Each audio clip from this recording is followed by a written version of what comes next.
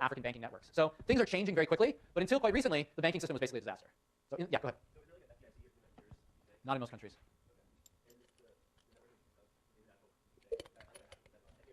Really, since the 80s, there's been increasing openness to international banks in sub-Saharan Africa with the broader liberalization. So in a lot of countries, you do have branches of international banks. That's where a lot of people sort of felt they could trust those banks with their money. But what's changing is now there's sort of African banks that are spreading and doing well and not going under as well to sort of complement those international banking chains. So the financial sector is sort of deepening in sub-Saharan Africa over really the last 10, 15 years with the economic boom. So it's a very dynamic setting right now. There's a lot of growth and change in a lot of African countries in their banking system. It's always this tough issue. How much of it is a reflection of the growth, that there's a lot more income, there's good investment opportunities, so the banks fill a niche, or how much of it is the banks propelling? It's probably a little bit of both, or some of both. Yeah. This should be really, really low. This should be low single digits. Yeah. The South African financial sector has always been by far the largest and best developed and most regulated. So these issues don't apply as much to the South African financial sector. Yeah. Yeah, and I think it's a little bit hard to sort out. There were banking scandals, say, in Kenya in the early 1990s, where there were insider political deals, where basically politically connected people were looting banks. So banks were formed, depositors put in their money, and politically connected people took out massive amounts of loans, and the banks collapsed. So in that case, it isn't the people. There were no legitimate opportunities that were failing. It was looting of the bank. In other cases, if there's a sharp downturn in growth, a lot of businesses may not be able to pay back their loans due to something that's not their own fault. So I think there's going to be a combination of those in the 90s, just because there was such slow growth in the 90s, but there were some corruption scandals. Yeah. Yeah. Yeah. Yeah. In sub-Saharan Africa? Yeah, in some countries there were some state firms, but the state-owned sort of industrial sector in these countries is much smaller than it was in China. So it wasn't as much a leading issue. There's one other hand up. Okay, great. So this is the formal sector. Again, the formal sector is getting better, but it's still weak and limited, and certainly in the 90s and when it was terrible. And you should really kind of see the Udry paper in the context of that earlier period. The Udry paper is all about informal lending. You might ask yourself, why would people lend informally? Well, it's just because of everything I just told you. In a setting where you can't trust the banks, there are very few banks, there are very few bank branches, the banking sector is small. If you want to borrow or lend, you have to do it informally. You can't do it through the formal financial sector.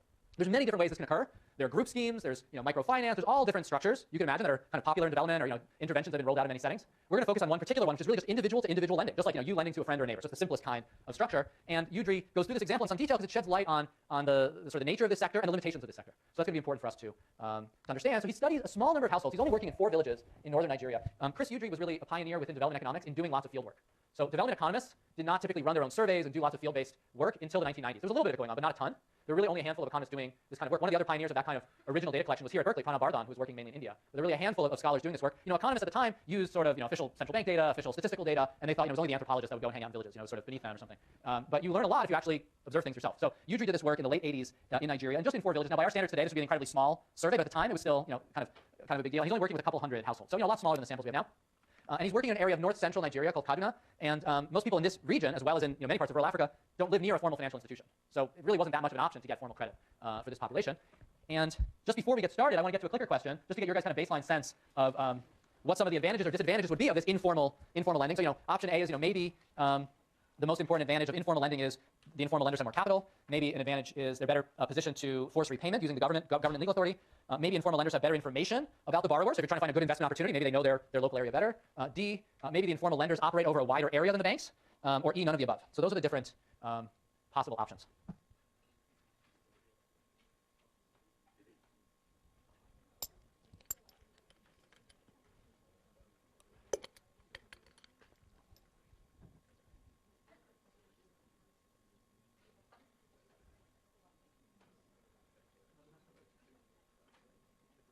Okay.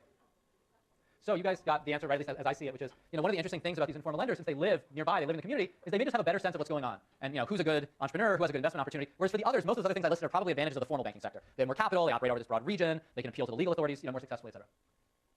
Okay. Great. So this is actually just a map, and that's roughly where the region is in Nigeria of Kaduna. So this is where Udry was working, where the red dot is. And there's some really striking patterns in this data, and it's worth going through them, and because a lot of these patterns will be reflected elsewhere. The vast majority of households are actually doing informal borrowing and lending in a given year. It's just standard. 90% of households are doing some borrowing or lending. And the vast majority of that is informal. So only about 7% of all the credit they receive is from formal sources. And in fact, very little of that was bank sources. There were some formal, large agricultural buyers, tobacco companies, that did extend credit before the harvest season to some of the tobacco growers and then got repaid later. And that was contractual, the formal contract that we recognized in law. And so in that sense, it's formal lending. The vast majority of the credit was just person-to-person informal lending. And here's some of the data. You can see, this is a 2x2. So these are the people who did not borrow. These are the people that did not lend. That's only 10% of the households. 50% of the households both borrowed and lended. And then the rest were either in one camp or the other. Now you might think it's a little strange. Why are people both borrowing and lending? But in our own lives, we do that all the time. People will invest, so they're basically lending money to somebody else. At the same time, they're taking on some credit card debt. At the same time, that they're lending money to their friends. So probably a lot of us are borrowing and lending at the same time as well. And what's striking about this lending, again, is 97% of the loans are to village residents or close relatives. The people that are being where the lending relationship exists are people who know each other really well. They're not lending to strangers. They're lending to neighbors and relatives. That's the lending network that is relevant. And one of the things that Udry says is the loans are just really, really informal. These are not written contracts. They're just two people talking to each other with no witnesses, no notarizing or anything, just agreeing to some sort of loan. And they're very large. So the average loan is worth a couple months' earnings. So the U.S. context in terms of average earnings, it would say the average person is borrowing or lending the equivalent of tens of thousands of dollars a year, say.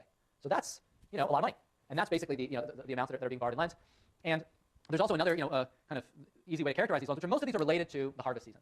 So most of this is loans that are made during the planting season to allow people to purchase seeds, to purchase fertilizer, to purchase the things they need to be a good farmer for the year, and then they're repaid back after the harvest. So it's just like the logic I was sort of telling you a little bit about before. Some of it is also consumption loans before the harvest. So not just these are investment loans, actually. Some of them are people are running short of cash before the harvest, and they pay you back after the harvest, but it's because they're short on food, basically. So both of those things are going on here, but they're timed very much with the harvest cycle. So the time frame of repayment is just so much shorter than most formal loans. We think of formal bank loans as being these multi-year processes for the most part, mortgages or multi-year business loans. That's not what these are. These are pretty large amounts, but pretty short-term loans. In fact, if you look at the term length, the most typical term lengths are really just two or three months, which is about the harvest cycle. It's a few months long between planting and harvesting. So this very much lines up with the agricultural cycle. And there's only a small number that you could think of as more long-term lending relationships. Okay, let me pause for a second. Any questions or comments on these patterns? Yeah, go ahead. Here, the vast majority, 90-something% are doing some farming, I think. There's some that are also traders, and he talks about there's a particular ethnic group in this area that trades long distances. And I'll come back to that a little later. But other than those, and maybe a few people with formal sector government jobs or formal sector jobs, say 90-something% of these folks are farmers. So it's an agricultural region. Yeah.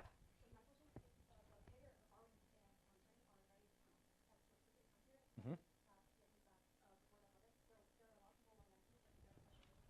Yeah, it's really interesting because you're totally right that overall, if a lot of people are coming up short before the harvest and people are only lending within the village, where's the money going to come from, right? So there are people who have funds in this period. There are some people who have saved enough from the previous year, they're wealthy enough that they're able to do this. But you're putting your finger on something important, which is if you're dealing with a very localized network, if everybody needs money at the same time, it really can't come from anywhere. One of the things I want to mention, I'm going to come back to later, is Udry mentions that these couple years where he was doing field work were particularly good agricultural years. These were years with really good rainfall and the community was doing well. So in 20 minutes, or half an hour, we'll come back to the question of what might have happened here if they hadn't had enough rainfall. Radhika.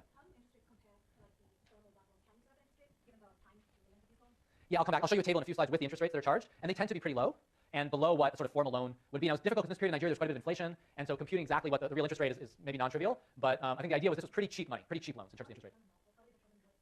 I'll come back. That's going to be the main discussion, Udry. So I'll come back to exactly that question. Okay. So what are these credit agreements not? They're not legal contracts, so this is how we characterize it. They're extreme in their informality. They occur in private, no witnesses, no written record, made and repaid in cash. This is the opposite of formal bank lending, where you have to sign a million forms and you need people to basically notarize things, etc. The other thing that's sort of mind-blowing for us, and this gets to Radhika's question, is the repayment period and the interest rate are not typically specified by the parties. So this is the I bought you Urban Turban, and I'm not really sure when you're going to pay me back. That's the world we're living in right now. And maybe for Urban Turban it's okay because it's $5, but if it's the equivalent of $10,000, if you were lending your friend $10,000, you might want to kind of say, hey, like roughly when when are you going to pay me back? That isn't specified in these contracts. Nor is the interest rate in the back. Very small. So the formal lending was only 7% of all lending. So it's almost all informal, and people are lending an average of a couple months' earnings, basically with these extremely informal terms. Even more kind of surprising, despite the large loans, only 3% of the loans were secured explicitly with any form of collateral, like land or some other asset. So these are uncollateralized loans, made in cash, with no written record, for very large amounts, where none of the terms are specified. That's what this active credit sector looks like. So you might ask yourself the question, why would you repay in this setting? Why would borrowers repay? I think he tries to track that in here, and I think he's trying to get at that, but I think that's a little harder to follow. So I think most of this is cash lending. That's my recollection of it, yeah. Exactly, and that's going to be his explanation. So we'll get into that. Really, the social connections between these folks is what enforces the system. Yeah, go ahead. Yeah, they said it was the equivalent of about 50 days of labor, like farm labor. So a couple, like 2 months of farm labor. So that's a lot. That's quite a bit. So I think his claim is it was worth a lot to them. If it was 10 or 20% of their annual earnings, something like that. So I think that's his claim. Yeah.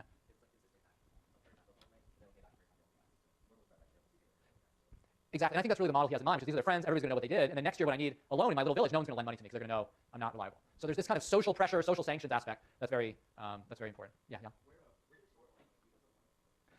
My understanding is a lot of it goes from my hands to yours, and then you go and buy seed and fertilizer and whatnot during the planting season. So I don't think they're holding on to the money very much. They're basically using it for productive investments, or if they're using it for consumption, they're using it to buy food. And that's where the question of the in-kind transfers could be relevant, because maybe I'll just give you some of my food rather than cash. Yeah.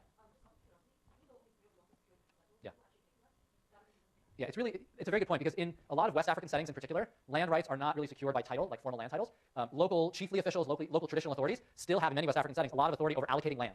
And so even if it isn't written into the deal, if I did screw over my neighbor and not pay them back, it could be that the chief, next time around when they're allocating land, takes some of my land away to sort of punish me. So it could be implicit in here, even if it wasn't in a sort of formal deal. Martin?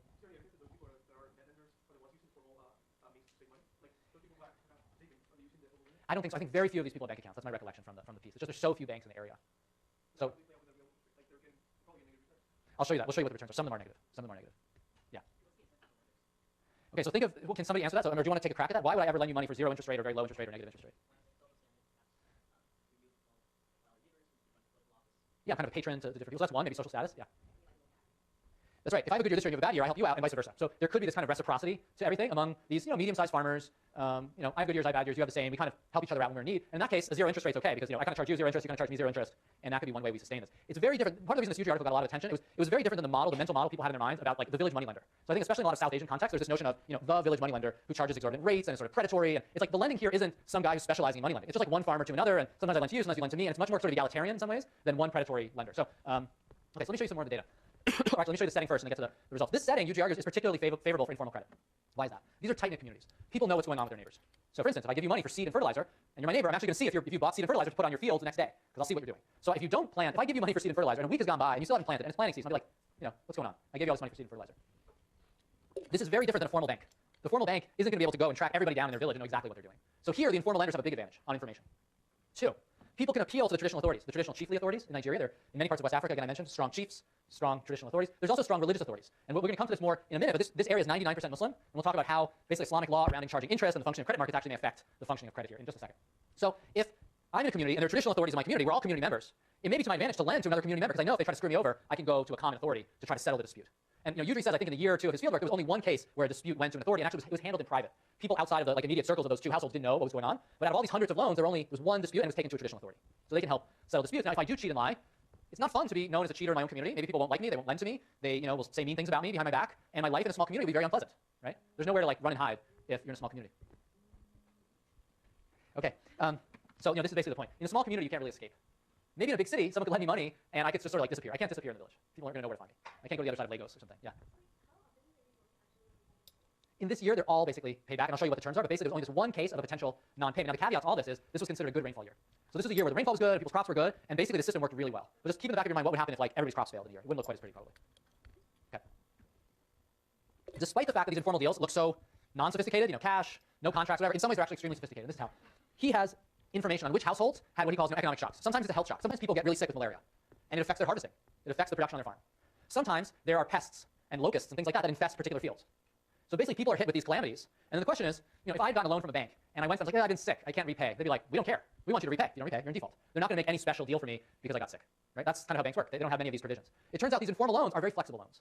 And Udry says a lot of people, when they discuss the flexibility of these loans, point to particular Quranic verses saying if a debtor is in difficulty, there should be a postponement to a time of ease, to sort of a better time. So they claim that there's actually Quranic Islamic support for a notion that credit contracts should be flexible.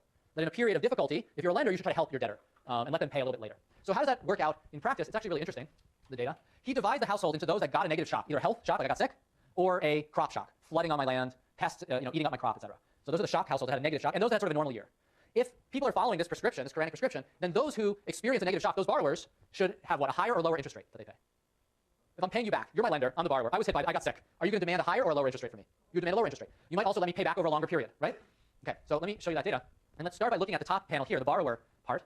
And again, there's this division to borrowers with a negative shock and those with no shock. And it turns out those with a negative shock, when you compute, so what Udry did is he followed every month, he got incredibly detailed records on all these borrowing and lending relationships. He can compute the implicit interest rate. I mean, if you see the repayment pattern, you can compute the equivalent interest rate, right? And these are annualized, the equivalent monthly interest rate, sorry, not annualized, monthly. It turns out when borrowers have a negative shock, they pay back a little bit less interest, and they pay back over a slightly longer period, like over about a week longer. So that's pretty interesting. The borrowers are being basically given better terms by their lenders, their neighbors, when they get sick. And that makes sense. If I got sick or like pests ate all my crops and you're my neighbor, you would see that I'm sick. You would see that the pests ate my crops. You would know I'm not just sort of like running off with your money.